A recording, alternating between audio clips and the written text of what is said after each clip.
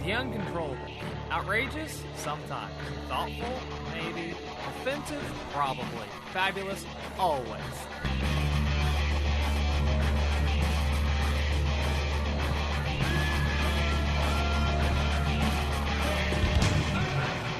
I am going to call the business meeting of the 2013 Libertarian Party of Indiana Convention to order.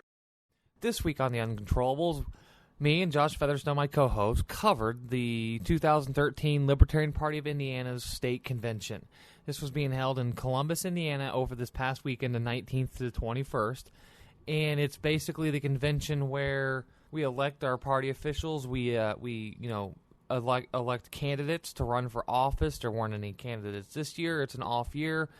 And it's a rundown of party politics. It's party official business. It's something a lot of people don't really get to be involved in with the other two parties. It's something where you literally get to take control of your political party.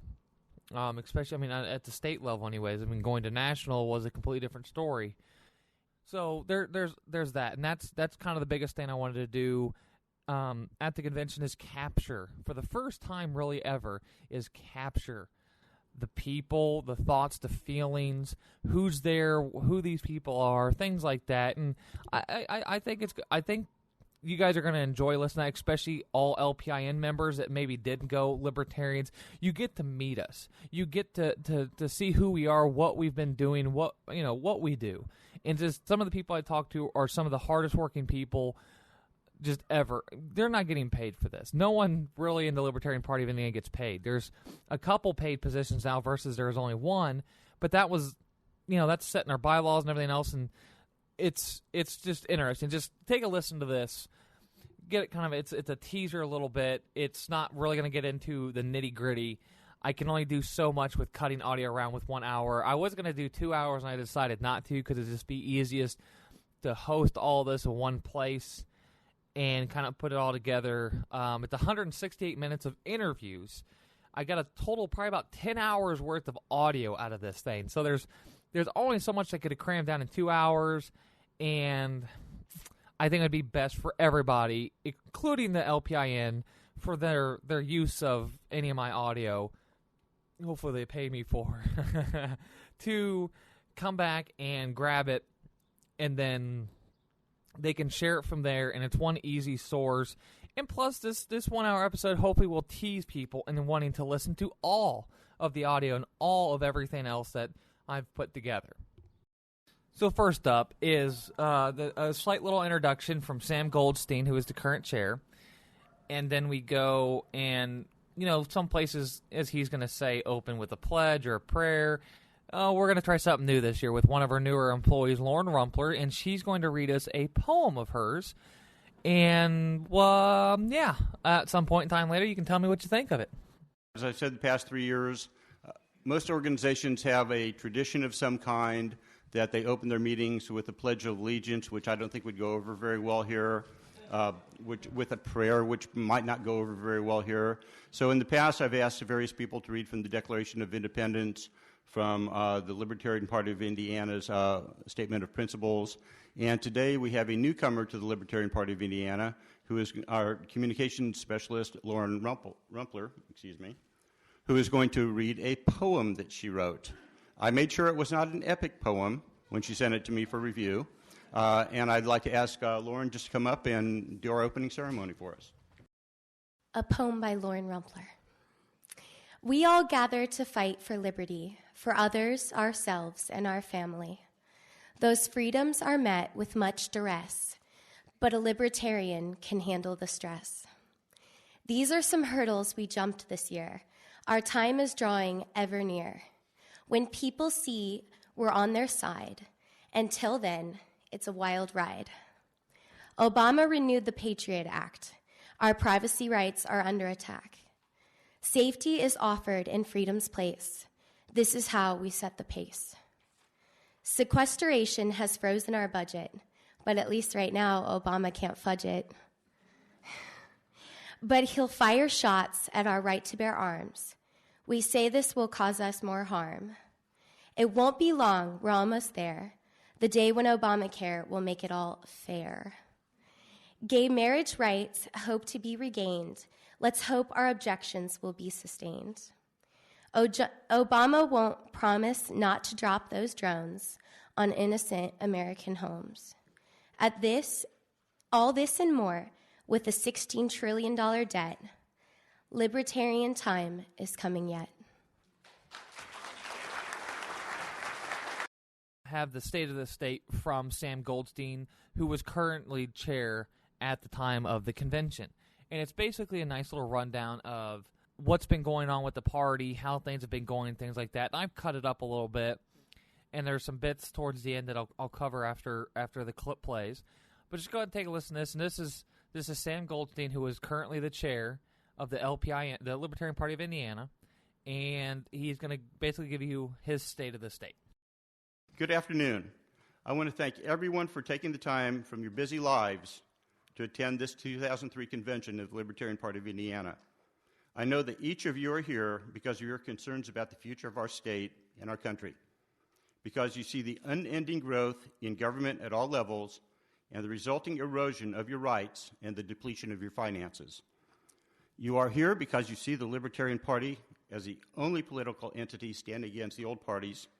You are here because you want to help continue the growth of our state party and because you want us to continue to move public policy in a libertarian direction by electing candidates of the Libertarian Party to public office. As we do each year at this time, I'd like to ask anyone attending their first LPIN convention to please stand up. Okay, that last bit there is he asked everyone their first convention to please stand up. There was quite a few people that stood up. But he also did this for people if this is their second. Then how many? 5 or more, 10 or more, 15 or more. You got to understand the Libertarian Party has been around for quite a while. Our dues-paying memberships pay to the 1994 Society, and that's called the 1994 Society because that's since we've had ballot access, and we've had it every year since 1994, and so that's why we call it that. So that's at least 19 years that we've had ballot access in Indiana at least. If not, in the other things. But we've been around since, I think, sorry if I'm mistaken, there's a lot of dates floating in my head, but 1972 is, if I'm not mistaken, a year that the Libertarian Party was really kind of first started up. And there's been people involved since then. I think Joe Hopman's one of our oldest libertarians, and he's been in it for a very, very long time because you're going on almost 40 years, or more than 40 years now. And so there's been people that have been involved in this for a long time, and we won't necessarily have these in here, but and a lot of people spoke to it, and I think actually you'll pick up some stuff from Joe later, is that there was conventions where it was 10, 15 people maybe sitting at a table, and it was an hour-long convention. That was the convention. Now it's 3 days long. It's in a hotel, a nice hotel. There's banquets, there's special breakfasts and everything else. So we've come a long way, and you got to think how influential the Libertarian Party is, especially in Indiana, after so many years. I mean, technically, even if you went to the full run, 40 years, say. We've been around for 40 years. The other two parties have basically been playing on the same power structures and the same groups of people since the inception of the country. The parties have come and gone and everything else. We are true grassroots, and we're kind of the further down the road grassroots movement where we formed a party. We formed, we cut out our own place in government. Not necessarily that might have came off wrong, and that might not be the exact best thing to say, but yeah, we, as a Libertarian Party, they cut their own way in, and are influential and do have a large voice, especially in Indiana. You might not think it, you just don't hear about it. We contribute a lot to politics in Indiana. We influence a lot of things. So that's just something to keep in mind. And so we'll keep continuing on with more of his Sam's State of the State. Historically, the Libertarian Party of Indiana has always been one of the most organized and effective state parties of any Libertarian Party affiliate. This goes back to the decision made in the early 1990s to regain ballot access, which was accomplished in 1994, thus the neat new little 1994 society pins that we have. And ballot access was accomplished in 1994, and the reason for continued success over that period of time was the decision those people made back then to hire an executive director for the state party, full-time paid staff, and to maintain a permanent office. Of the 50 or 51 state parties, because they seem to count Washington, D.C. as a state party, the Libertarian Party of Indiana is perhaps one of 3 or 4 state parties with paid staff and a permanent office. Through the financial contributions of the members of the 1994 Society, we've been able to sustain that effort for almost 20 years. Now, he's going to talk about here in a second about the candidates and that we had, specifically like last year with Rupert and Andy Horning getting such high vote counts. And it is. If you look at what we did, the Libertarian Party of Indiana did in 2012, it was groundbreaking to have many candidates do very well, get very high vote counts and very high percentages. Because the numbers honestly don't matter because how few people vote. It comes down to percentages a lot of the times, or numbers. It kind of goes back and forth. You got to really look at the context of what you're looking at number-wise. But sometimes percentages don't mean as much as the numbers do. Sometimes the numbers don't mean as much as the percentages. It all really depends. We did do some amazing stuff in 2012, and I keep saying we, and I'll get to this later, but I actually got an award at the state convention. Keep listening to Sam here, and continuing his State of the State. I'm also very encouraged by our activity and vote totals in the 2012 general election. At the top of the ticket, the Libertarian candidate for president, Gary Johnson, visited Indiana twice, and as did our vice presidential candidate, Jim Gray. At Gary's first visit, over 500 people saw him speak at IUPUI, and many of them attended a reception afterwards at Rupert's campaign headquarters. Gary's second visit to the state came to us with only about maybe 3 or 4 days' notice, but with the help of Shelby County LP Chair Paul Gable, who is not here today, we were able to stage an event in Shelby County that somewhere around 150 people attended, and the next day Gary met with over 100 students, faculty, and staff at Marian University. The results in November once again placed Indiana in the top 5 states in both gross vote totals and vote percentages for the LP's presidential candidate. That is great news because that will help us significantly a year from now at the national convention, because national delegate allocation is based partially on your vote totals for the last presidential candidate. Our statewide candidates also set records for vote totals, with Andy getting over 145,000 votes in a 3-way race for U.S. Senate, and Rupert getting over 101,000 votes for governor.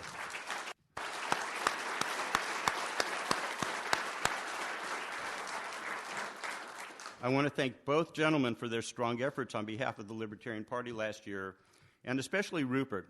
Rupert is a relative newcomer to the Libertarian Party and to elective politics. He was for sure a newcomer. Rupert was the hardest working campaigner in our history for over a year. He and his campaign RV were everywhere from northern Indiana to the Ohio River, with stops at county fairs, parades, and Libertarian Party local events. It was also at the request of his campaign that the Libertarian Party of Indiana had a booth at the Indiana State Fair for the first time, allowing thousands of fairgoers to be exposed to the Libertarian Party and our philosophy, many of them for the first time. Although we did not, through the decision of the Central Committee, run as many candidates in 2012 as we have in the past, the quality of all of our candidates last year was on a par with anyone the old parties could afford also. I guess that was a slip. I just want to interject real quick here that last joke of his, where he made a kind of, I guess, a Freudian slip with what the other parties could afford. And that's the thing, is that the Libertarian Party doesn't necessarily ever get a lot of money. We just have great candidates. The other two parties have horrible candidates, so they have to spend a boatload of money and raise a boatload of money to make their candidates look good by forcing them down everybody's throat and plastering everywhere and scaring them that the other guy's worse. We have great candidates. We just don't have great exposure all the time. So that joke of his is a Freudian slip, and is very true. Very true. And we kind of laughed at it because of how we see it, and that's how we always see things, is that Libertarian Party is putting up these great candidates, but we don't have any money, but they're great candidates no matter how much money we have. The other two parties basically have to pay to make their candidates look good. They have to have these big teams and these speech writers and this and that and everything else. All this polishing of the turd. And it's kind of funny to us that they do literally have to buy and spend to win elections, where if it was honest politics and people actually did their own research and took the time to look at things, we wouldn't have to spend any money at that point. They would have to be spending all the money, and it's funny to think of it that way and look at it from kind of the libertarian perspective of, we're always losing, but it's worth it at the end of the day when we can actually look ourselves in the mirror and go, we actually did have good candidates. Along with close to 20 years of professional staff and a permanent office, the Libertarian Party is different from most state Libertarian parties in that our efforts to become a political force in Indiana has prompted the nonpartisan Indiana Debate Commission to include our candidates in every debate they sponsor for the general election. As a result, Andy Horning did his usual bang-up job in the 2 U.S. Senate debates, and Rupert gave credible performances for a political novice in his 3 governors' debates, despite having lost a tooth the day of or the day before the first debate in Fort Wayne and being very sick for one of the other 2 debates. He did a very credible job. Our inclusion in the debates was widespread as Lieutenant Governor candidate Brad Klopfenstein participated in the Lieutenant Governor's debate at the State Fair. And he just said, we were in many debates. And, Rupert was in all 3 debates. Annie was in debates. We actually had our Lieutenant Governor hit debates. And our candidates, when they hit the debates, they do amazing. If you want to see something awesome, if you want to see some great debates, go look up Rebecca Sink Burris when she was running for office and she was in the debates. She wiped the floor with these people. And it was like, here's this strong woman up there just absolutely owning people in a debate running for office. And you know what's sad is that didn't get picked up. That didn't get spread by all the pro-women groups. That didn't get picked up by everything else. And that still bugs me. And it still bugs me when people talk about getting women in politics when there's been so many great libertarian women, strong, independent, forward-thinking libertarian women. But because they're libertarians, they're not talked about. They're not brought up as these idols of people we should be looking up to. If you want to see good female role models, come to the Libertarian Party. We've got all walks of life of all kinds of people. But specifically just on the topic of women, we have great women. And Rebecca Sink Burris she's an inspiration to me even because, I'm crazy. But if you knew more, just look up Rebecca Sink Burris. She's an amazing person, amazing woman. And she did amazing debates. And I think she really helped. Between her and Andy Horning have really set the stage for candidates in Indiana as being amazing in debates. And they've really done a lot of good as far as keeping us in debates by being very professional and being on point and just doing an amazing job. I mean, it's kind of crazy. I just gave props to Andy Horning, but respect where respect is due. He's laid some great groundwork for the Libertarian Party of Indiana. And no one can ever deny that. And the same thing with Rebecca Sink Burris. They're not going away. They're still here, and I'm gonna keep looking forward to the work that they do. And if it wasn't for people like that working so hard and sacrificing so much in the past, we couldn't be where we are now.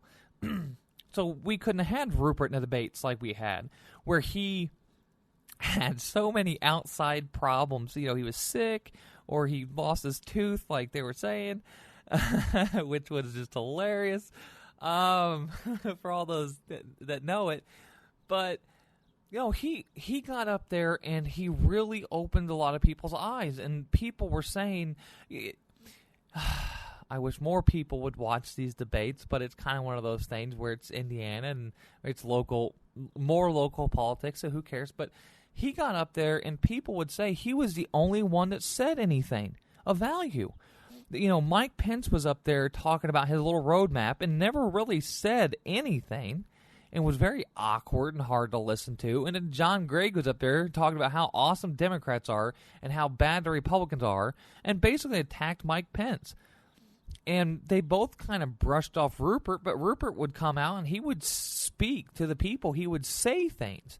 He had substance to what he was saying, and people were like, holy crap, is that what a real person sounds like? I've forgotten when I'm watching politics that these people aren't robots or something, that they're actually people. Wow.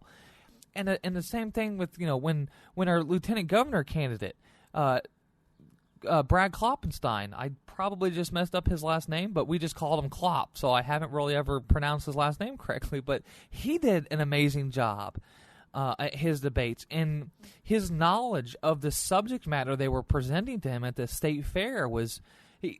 No one had any clue that he was going to come out with that. They thought he was just a flunky or something, I guess, and he just owned them. And the same thing with Andy Horning. No one could be more punctual and on point and more intelligent when it comes to constitutional matters than Andy Horning. He's annotated the Constitution and the country's Constitution, the U.S. Constitution, and the state Constitution, and they're amazing pieces of work. For those of you who are really into the Constitution and actually like it. But, and he did great in his debate. And if we did things based off debates, and if we basically had debates and then voted right after, and, you had to watch the debate, and your decision off the debate is who won, Libertarians would win every single time. Even James Neese in some of the public forums and debates he was in, he owned them. There's no way around that. This young punk hippie-looking kid owned all these other people that are running for office and everything. We actually say things in debate. So, the next bit of audio is going to be Dan Drexler basically giving his opening remarks to running for the position of state chair. Now, I'm going to basically how this is going to run down is going to be Dan Drexler speaking his opening bit about running for chair, why he's running for chair. Thank you, everyone. My name is Dan Drexler, and I am seeking the chairmanship of the Libertarian Party of Indiana. I preface this with, this is not a personal challenge to my friend Sam Goldstein. Please understand that in the 12 years I've been part of this party, Sam and I have been partners in a lot of this. He was chair, I was vice chair at several levels. We've been candidates. We've had multiple envelope stuffing parties and mailer nights. So, my goal actually here is driven on, it was a difficult decision, but it was driven on a couple points. In Las Vegas, many of us were there for the national convention, and there was one point that was really unsettling to me. Well, there were many points that were unsettling that week. But one that stood out was, we had at one point 7 names on a ballot for national chair, everything from the button-down, I want to win, Mark Rutherford style, to the Ernie Hancock anarchy and activism style. I mean, somewhere on that continuum of libertarianism, everyone in that room should have had a choice that they felt comfortable with. And we still had people standing up saying, none of the above, none of the above, none of the above. And I was confused by that because, we're about winning elections. We're about moving this forward. We have to work together in this way. If you couldn't come up with one of those 7 choices, then we really had to step back and see what are we doing wrong. And I took the opportunity after that convention to reflect a bit. And I had the privilege of actually being appointed the regional director, the Midwest region director for Gary Johnson's campaign. And I got to manage 13 states. I got to travel thousands of miles with the judge and with Gary, the governor. And they taught me 2 very different people, by the way. The very, very serious, very managed Governor Johnson and the very personal and approachable Judge Gray. I mean, the 2 people, you'd go pick up Governor Johnson and you say, man, this guy should be president. You drop him off at an airport and you'd go pick up Judge Gray and you say, oh, this guy should be president. So I felt incredibly wonderful that the 2 people that were the top of my ticket were the 2 people that we had on our ticket. So that part made me feel more optimistic. But traveling the region and seeing where we thought we had these divisions, where we thought within the 13 states that, we're different, we're Indiana. But I'll tell you, Missouri was the same as us. Kansas is the same as us. Illinois is the same as us. They have good people that want to move this forward. And we can learn from their best practices. And so when I came back here, I really thought, I want to try to make this even better than what we already are. I don't see that there's any problem with this. We have 92 counties, guys. When you're in southern Indiana, you get Louisville News in southeast Indiana. You don't hear what's happening in central Indiana. In northwest Indiana, you get Chicago News. Our communications need to be better.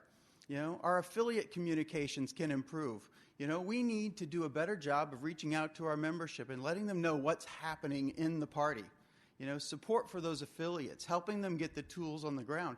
We do a lot of internal communications, and it's always focused at kind of this backbiting and screaming at each other, which is just really annoying.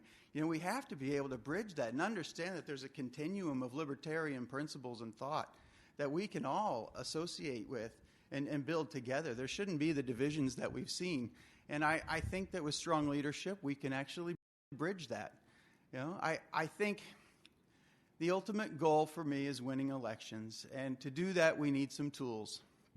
And the tools that I'm looking at are technology. There's a 93-page report that the Obama administration, they did a study on all of his electronic outreach and the technology used. And, the Obama campaign beat the Republicans 4-1 on activism based on technology and embracing that. One thing I'd like to see within the first 100 days of my chairmanship is we have a technology summit where we're not looking at immediate technologies, but we're convening to look at 2014 and 2016 technologies. When I ran Mike Weary's campaign 2 years ago, it was me and Mike traveling the state. It was just a lot of knocking on doors in terms of meetings, and every corner of the state we would travel, but we didn't really have the technology that could have actually moved us beyond the 6% we got and the ballot access that he did secure. So it's technology. It's actually looking back at kind of the issues, looking at legislative issues and being relevant. One thing I had a breakfast during the campaign, and it was Judge Gray and myself, and we were up in Chicago, and there was a business owner, fairly prominent, who said that he would love to support us, but he doesn't see us as viable. Well, viability comes from being relevant. And to be relevant, we have to take positions on issues and legislation. The last two legislative cycles, we've been largely AWOL, minus some individual efforts here in the room. I would like to see the Libertarian Party of Indiana assert itself legislatively, assert itself technologically, assert itself with communications, both internally, externally, and actually empower our 92 counties and kind of, build that from the middle out. So, thank you. The second bit is going to be Sam Goldstein, who's the current chair, putting his bid up about why he's running for chair. Now, the results have already obviously come out and everything else, but I wanted to put this in here to give their perspective of the two people running for chair. They're both great candidates. They were both great people. Sam has been chair for two runs in a row. Dan Drexler has been involved in the party for, I think he does say, many years. I think up to 12 years. And it gets a nice basis for that. We had, out of the four races we had, 3 of them were contested. And we had just awesome candidates on all counts. So, and you might hear about infighting and how libertarians love to fight one another, and they're infighting and they always bicker and march over the end. And if you remember anything about the national convention, which was god awful, people were voting for no to none of the above. People were, there's throwing in new candidates and all this horrible crap. This convention, I think, set the stage for what the future is going to be about. And you'll get into this a little bit more when I do, if you listen to the interviews I've done over this weekend, how people were saying, people have been along for a really long time. We're so, I guess, proud that our convention was on point. It was at task, and we went forward with it very well, where we were focused on what mattered, what counted, as in we're here to worry about how we're going to better elect candidates, how we're better going to do outreach to grow the party. We weren't trying to be a think tank. We weren't pulling in our own political agenda. And we didn't argue or bicker over political philosophy or viewpoints or left or right or any of that until we were in our own little discussions, and it was more of our playtime necessarily, because that's what libertarians do, is we argue and bicker in our playtime. But we were very professional, very on point when it came to the actual convention. So, again, here's Dan Drexler with his opening remarks. Dan's right. He and I actually, when he used to live in Indianapolis, our houses were less than a half mile apart. And we worked together on several projects, and we've been pretty good friends. And I admire Dan for stepping forward and running. And if this was in many other states, the incumbent chair would have said, "Thank God," and left. And I'm going to be real brief because I think I say a few minutes ago, but I've enjoyed being the chair of this party. I go to LNC meetings, which thank God nobody's talked about yet, and Indiana is many times held up to be a model state party. We have more people at this convention than the state of California had at theirs, and they have 10 times more members than we do. They have over 4,000 members of the Libertarian Party in their state, and they had 59 people at their state convention. Look around this room. We have great people. We have great county parties. We have had great candidates, and we'll continue to do so in the future. And it's not the result of me working as chair over the past 4 years. It's mostly the result of Chris Spangle being there and Tim McGuire being there and everybody else in this room, Greg Kelver up north, Greg Herbst and his people down on the Ohio River, especially now Bart Godot and his folks down in Vanderburgh County, Tom Tyndall and others who are here. We've got great activity all over the state of Indiana. And it's something that, yeah, maybe I had impact on because I was state chair and I would start to initiate a program or suggest to somebody they do something or reach out to somebody that sent me an email or called me on the phone to talk about organizing a county party or helping the Libertarian Party somehow. But it's really the impetus of everybody that's in this room and those people who read our Facebook page that Lauren updates a couple times a day now that we communicate with in various ways that have brought this Libertarian Party of Indiana to the level that we're at today. We're growing, we're stable financially, and we could do nothing but move forward under Dan's leadership or my leadership or any of the other folks running for leadership positions. I really meant what I said. Other state parties are being torn apart by divisiveness and asking for the LNC to get involved, although I think they learned their lesson in the Oregon situation. They're not going to. We don't have that kind of stuff in Indiana. Yeah, we squabble from time to time, but we absolutely pull together when it's time to do something together like a state convention, like support our candidates, go to debates, walk door to door. And we've been doing that since I've been active in the party since about 1998. And I just love you guys. And if I'm reelected, that's great. I will serve for 2 more years and then turn it over to new leadership. If I'm not reelected, I certainly hope I am, but if I'm not, I will absolutely support the new officers in their endeavors and hope to move forward with whatever we do toward the Secretary of State's campaign next year, which is all important because we have to maintain our ballot access. If we don't maintain our ballot access, we become like 30 or 40 other states that have to petition to get people on the ballot, and that is a very difficult thing to do. So I ask you that whoever wins today, and whoever is present on the Central Committee, and whoever's sitting in this room next year when we nominate our Secretary of State candidate, pledge to yourself and to the party that you're going to help us move forward. Because if we don't get that 2% people there, we're kind of screwed. And if we do get it, and if we move forward and continue winning more elections at the local level, eventually at the General Assembly level, and eventually for statewide office, then we will have an impact on Indiana. And we will be able to move our society in a libertarian direction. And really, honestly, I didn't prepare remarks for this part because I know I was going to give my State of the State speech, and I'd like to actually devote the rest of my time to be included in the allotted 10 minutes for questions, because I think that's much more important than me sitting up here talking. Dan and I want to hear what you guys have to say and ask us questions. Thank you. Okay, so it came out that Dan Drexler is our new chair.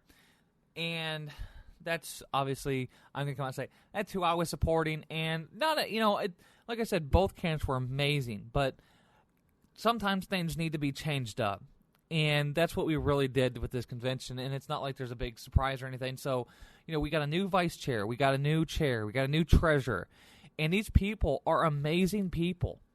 And they didn't really, work together on this necessarily, but the 3 people that came out on top, and I don't mean on top as like, whatever, but the 3 people that were put in the positions all are a little bit more of the same mindset necessarily. And I think it's perfect how it's worked out. If there would have been one or the other kind of winning, I could see that as kind of jumbling things up a little bit, but I think this will be a nicely cohesive group, and they're all individuals. They all have all their own thoughts and everything else, and they're gonna do what they need to do in their positions first and foremost.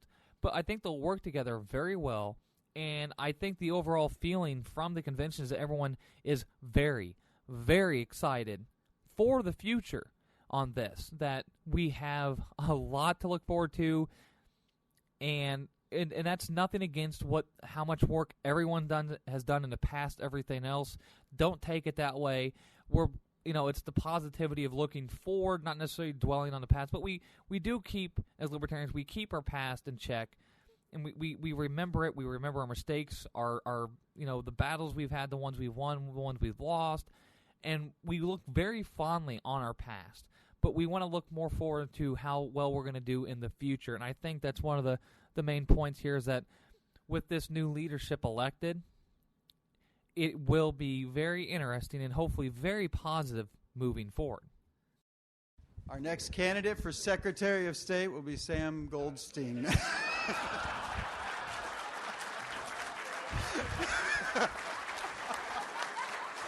No.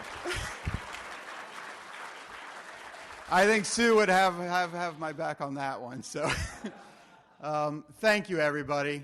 Again, I stress again, this is a friendly competition, and some people were asking us both, are you guys going to be okay, right? And I guarantee we're not Oregon, everyone. There's no civil war here. Mark, are you my attorney? Andy, are you my attorney?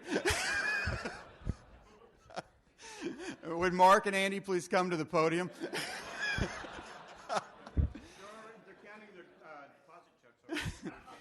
Now, everyone, thank you. I'm excited. You're going to see me. You're going to get sick of me. I'm going to be out there, and while Matt or Joe or whoever's in the office working on stuff, and Alyssa's doing whatever Alyssa does amazingly well, poor Lauren and I are going to be hitting the road and doing a lot of communications, and you're going to actually be happy. I really think that if you voted for me, thank you. I won't let you down. If you voted for Sam, I will work hard to impress and show you that you will be proud of our efforts.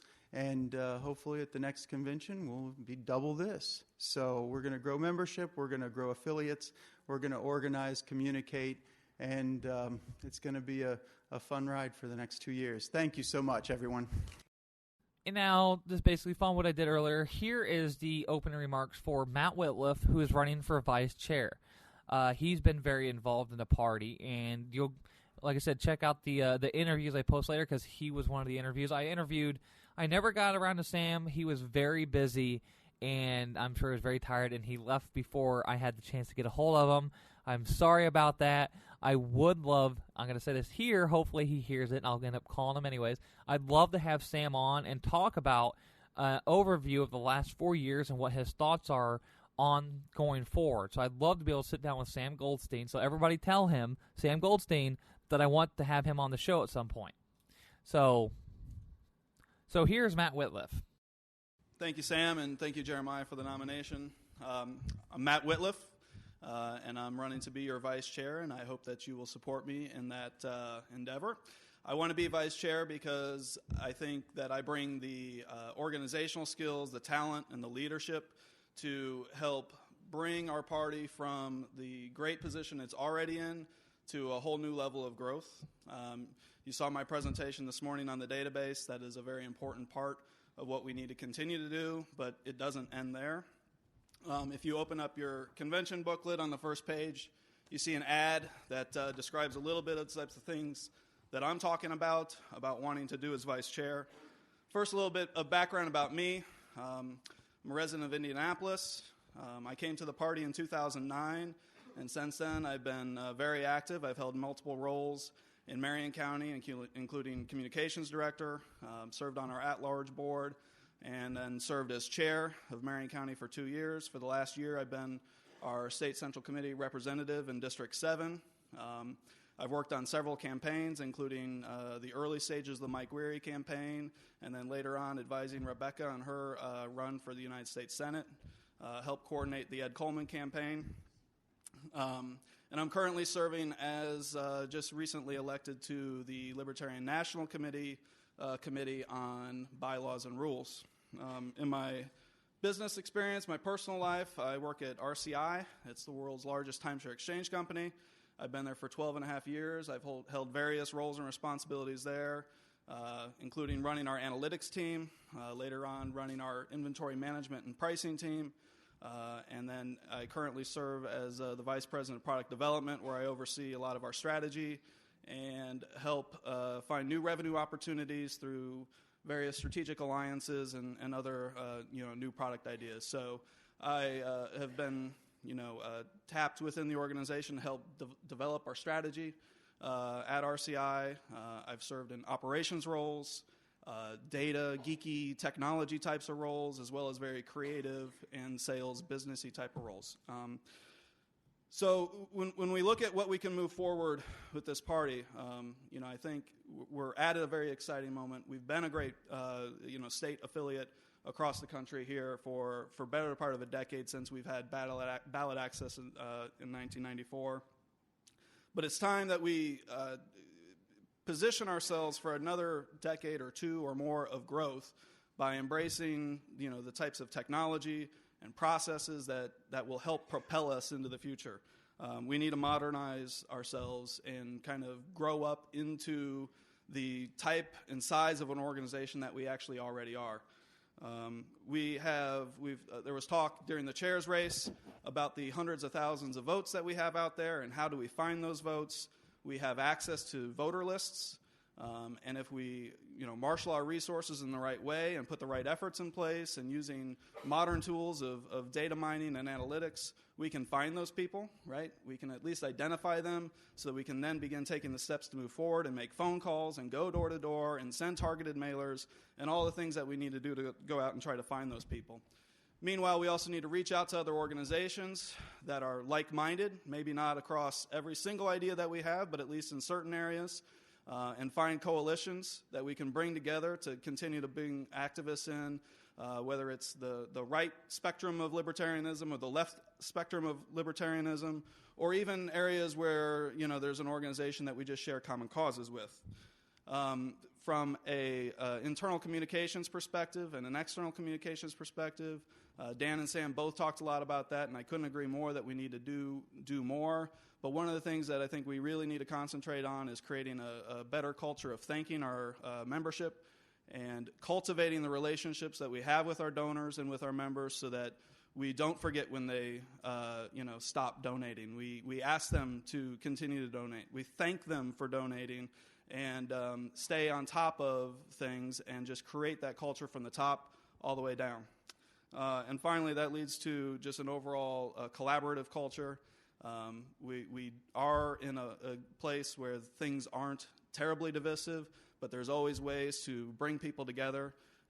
That's been one of my strengths in my business side of things is like working in a very complex and large organization where there's lots of different opinions, and even within the party here, serving in Marion County on various campaigns, just bring to the table a notion of trying to work together. Thank you.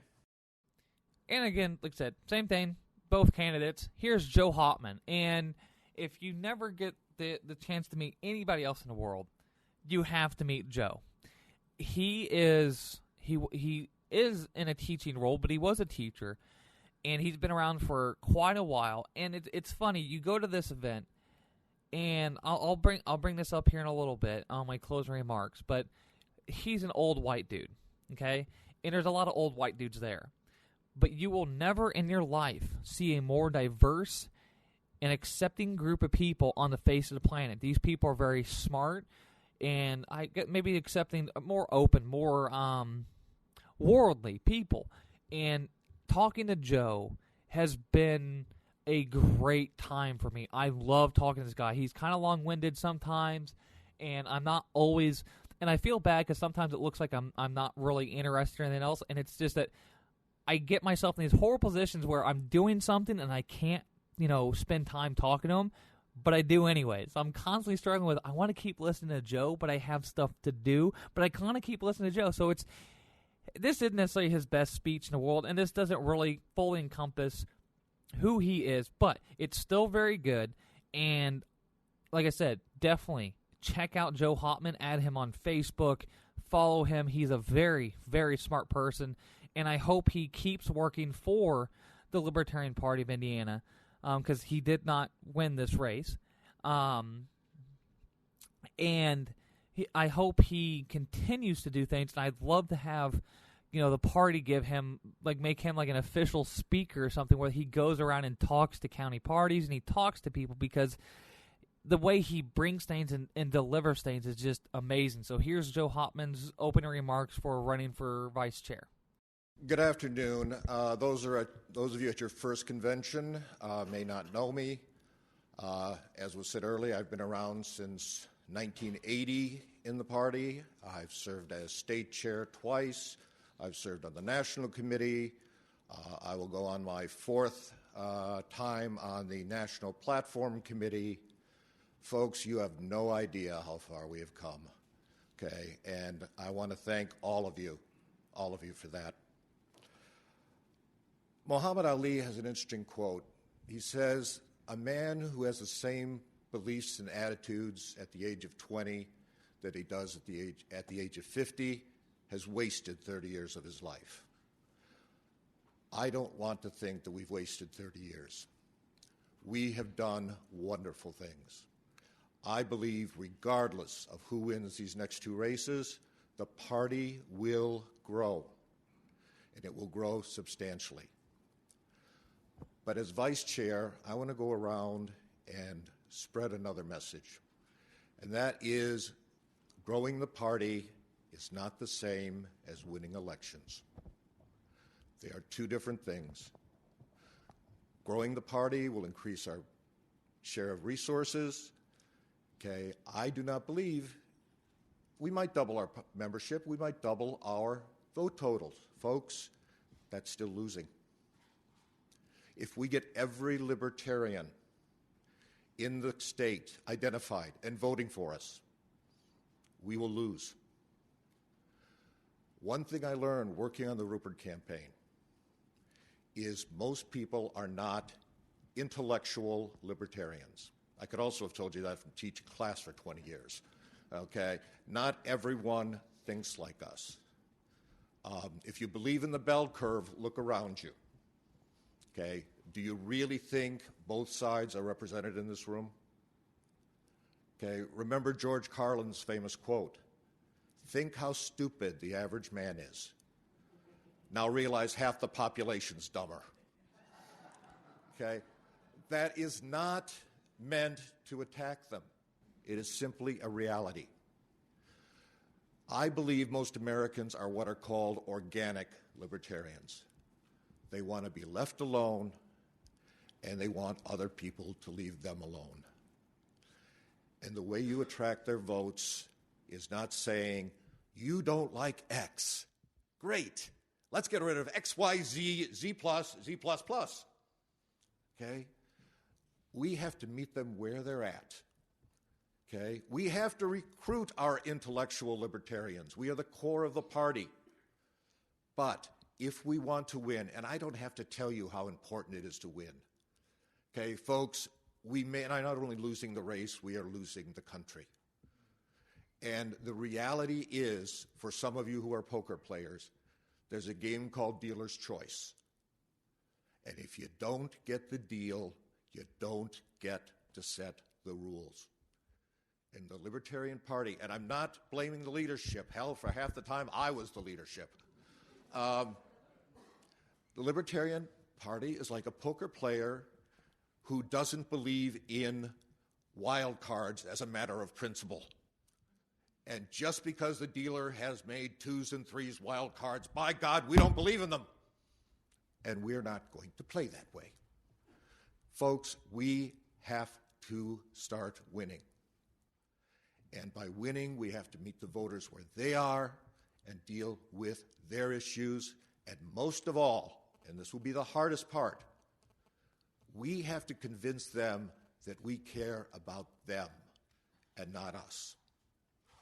Because our campaigns are usually, look how good we are, look how much better we are than those people. I obviously know the way we should do it. Elect me. Okay? Our campaigns are about me, me, me. Okay?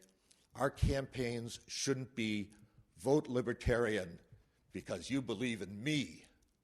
We have to convince them the reason to vote Libertarian is because we believe in them. That's all I have to say. And then I'm not going to make any remarks in between. But there's the two candidates running for treasurer. The first one's going to be Michael Schulteis. And for any of you that know Michael, he's a very quiet guy. Sometimes you don't even know he's there. But he's a very, very pleasant person to be around. Very nice guy. He's the treasurer for a lot of different things and has been with the Libertarian Party because he's a very, very trustworthy person. And he's very good with numbers. And this speech of his was great. And for all of us that know, if you listen to this, Michael, great job. Very good job. We're all extremely happy that you found the ability, not I guess the ability, but the strength to get up there and talk to a group of people, because Libertarians, a lot of us are very socially inept sometimes, and it's hard for anybody to get up there and talk to a group of people. But for Michael, it was amazing. We're very proud of him. We're very glad that he won, and we definitely look forward to having more communication from him in the future. And we loved your speech. So here's Michael, and then we're going to get to his challenger, who is the current treasurer, and then we'll go from there. Good afternoon, ladies and gentlemen. My name is Michael Schulteis, and I'm running for treasurer of the Libertarian Party of Indiana. First off, I want to thank Dale for his many years of excellent service as treasurer. If elected, I want to continue the excellence championed by Dale, as well as expand upon it. I first joined the Libertarian Party in 2001, and more recently have been involved in the party at a variety of levels. I have over 15 years of IT experience and have served as the LPIN webmaster since 2009. I have taken several accounting courses at the IU Kelley School of Business, and if I wasn't in IT professionally, I would be an accountant. I have served as treasurer for local, statewide, and federal Libertarian candidates. I have over 12 years of nonprofit management experience. I serve as treasurer of Software in the Public Interest, a mid-sized 501c3 nonprofit organization, and also treasurer of the Indiana Free and Open Source Software Society. I am very conscientious and detail-oriented.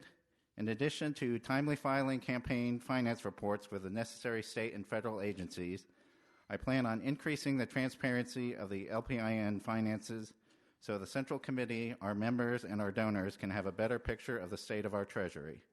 Additionally, I plan on working to increase our use of data analytics and technology to help grow the party's financial and human resources. Thank you for your consideration, and I appreciate your vote. Okay, everyone knows that this is supposed to be a campaign speech, and also you all know that during campaign speeches, candidates generally lie to you. So I'm going to start by lying to you a little bit and tell you that I'm running for another couple of years because the pension plan that Todd Singer promised to me isn't quite up to snuff just yet. So I was going to run for another couple of years to see that build up. In all seriousness, though, I'm very happy that this is a contested race this year. I'm also quite confident that Michael will do a great job. And also, it's a great time to turn over the position to somebody new. So I would also like to ask for your vote, but I would also like to ask for it for Michael.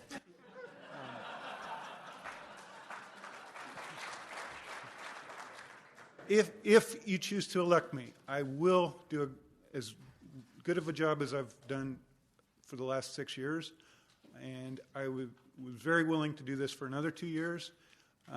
But like I say, it is a good time to transition it over to someone new. So thank you. Now, Michael kind of won, and we did some weird things. His challenger basically said, hey, vote for Michael. I don't really want to run necessarily again because there's a great challenger here, and I want to hand over the torch necessarily. And that was really neat. And we basically kind of, instead of taking a secret ballot, we brought some motions to the floor and basically voted by show of hands, and we elected Michael Schulteis. And that was kind of neat to see. And, you know, we moved things around. We did things that way. And that guy, our current treasurer at that point basically stepped down and handed it over. And that was just awesome. And like I said, we're very excited for the people that decided to run and then who won. So a lot of things changed. A lot of things happened at the state convention this year. Like I said, it was a very professional convention, very on point. Everybody had a lot of fun. I was brain dead, tired, wore out at the end of it. Half of that was because I was laughing so hard the entire time. I'm going to blame that on my co-host, Josh Featherstone. Actually, and I'm going to mention this now. He's been busy, and I've been busy, and I've had a lot of work to do on all this audio, so he's not here with me, and right now I'm recording after the fact on everything as I'm editing everything in, and I'm filling in the gaps and introducing the clips or the segments. So that's why you're not going to hear a lot of Josh on here this week. He was with me doing the interviews with everybody, so when you do check that out, he'll be there. So don't worry, Josh isn't gone. It's just timing constraints. He has a real job. So my real job is providing this great show to all you people. Now, the convention, one thing I'd like to note is that, like I said, all these people are great people, and I've known some of these people for years. And some of these people are brand new. Some of these people I only met, a year or so ago, and they knew me one way or the other. And because this is one topic that's very strong and near to me is, I'm transgender. So based on for the last year and a half, for the last year, because I've been out for a year now, it's a lot of these people haven't seen me as my new I guess presentation. They saw me as Jeremiah, not as Maya. Some of these people, they don't know me at all. They've never met me. They only know me from Facebook. So I have all these people know me in these many different stages. And I didn't have issue at all, except with one person, but that's a completely different story, and it's not even worth mentioning. And it was very nice, because I was nervous as all get out. And I won an award. I won a campaign leadership award, which is basically, I guess, is an award for a campaign volunteer that went above and beyond and did an excellent job. And I'm very honored that I got that award. And that means a lot to me. And I think it helps lend credibility to me that the people voted for me to get that award. And it was amazing. But I got up to speak, and it was after the dinner banquet that happens. And I'm wearing something I don't think any of these people ever thought they'd see me in. And it was an incredible experience. I'm surprised I didn't have a heart attack, but just to point out that these people are good people. Maybe people don't understand it. Maybe it is socially awkward for trans people. It puts a social awkwardness around, especially with someone like me who's so crazy and is so out there. But these people have known me for a while now. They see me, and it was inspirational that these people were very accepting. They were honest. People were asking questions. People pointed out that they like me better now than they used to. Even if their religious viewpoints or their personal viewpoints conflict a little bit with who I am and how I live my life, they don't project that. And it's just something for anybody that maybe is kind of quirky or maybe is that's a part of the LGBTQ community and things like that, or people that don't necessarily fit in other cliques or feel socially awkward. You have a home in the Libertarian Party. We don't project our personal thoughts and feelings onto others. We treat everyone with respect and everyone as an equal human being. And we literally rip to shreds anyone that goes against that. We don't like people attacking our people. We'll end fight to the ends of time. But don't you dare treat somebody like a subpar human. Don't you dare. And it's wonderful to see that libertarians live a political philosophy in politics and in their personal lives. Libertarians, everyone that I knew at that party, there could be exceptions, but I'm going to say everyone at the convention were libertarians in their policies and in their personal life. They have their own beliefs, everything else, but they don't project that onto other people, and it's really inspiring, and it's really amazing. I suggest that if you ever get the chance in the future, definitely come to these. If not, if you can't afford it, if it's too far of a drive, at least come to the business meeting. The business meeting is free. Try to get involved with the local county party. Become a delegate. Take control of every last bit of anything you can. that, voting in a party. I mean, there's 106 people that voted. That's basically 1% per person. You had a 1% voice.